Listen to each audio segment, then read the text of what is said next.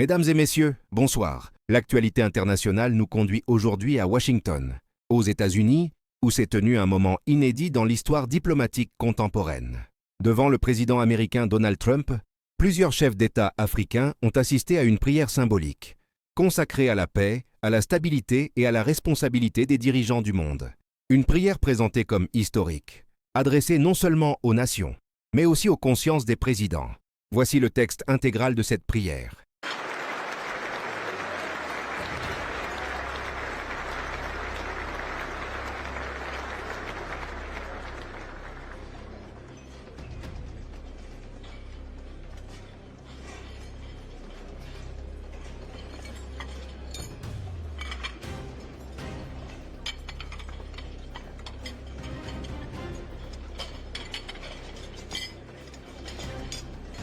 Good morning, everybody.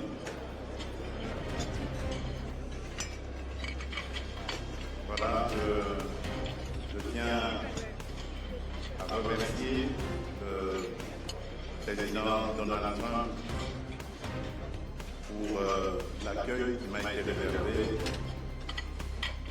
à ma délégation et à moi-même.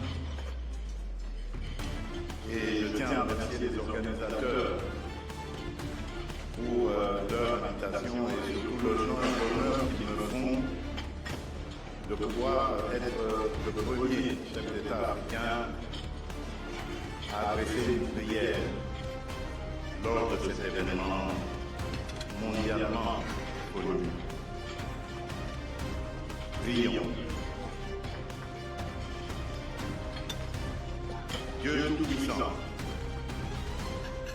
Père de miséricorde et Dieu de toute consolation, toi qui es le maître des temps et des circonstances, le juste juge et le prince de la paix, nous te rendons grâce pour le souffle de vie et élevons vers toi une même prière au-delà de nos langues, de nos histoires et de nos intérêts. Partant de cette considération, nous nous appuyons sur cette parole tirée de l'Évangile selon Matthieu, au chapitre 5, verset 9. Heureux ceux qui procurent la paix, car ils seront appelés fils de Dieu. Aujourd'hui, Seigneur, fais de nous des artisans de réconciliation. Là où la méfiance a fermé la route, ouvre un chemin. Là où l'orgueil a dressé des murs, apprends-nous à bâtir des ponts. Là où l'histoire a laissé des blessures, suscite des gestes de guérison. Et nous voici en ta présence, engageant nos cœurs et nos vies pour la réconciliation entre les peuples et entre les nations, afin que règne la paix et la justice, la droiture et la liberté, la sécurité et la dignité partout dans le monde. Affermis en nous cette conviction plus forte que nos différences culturelles et la diversité de nos traditions religieuses.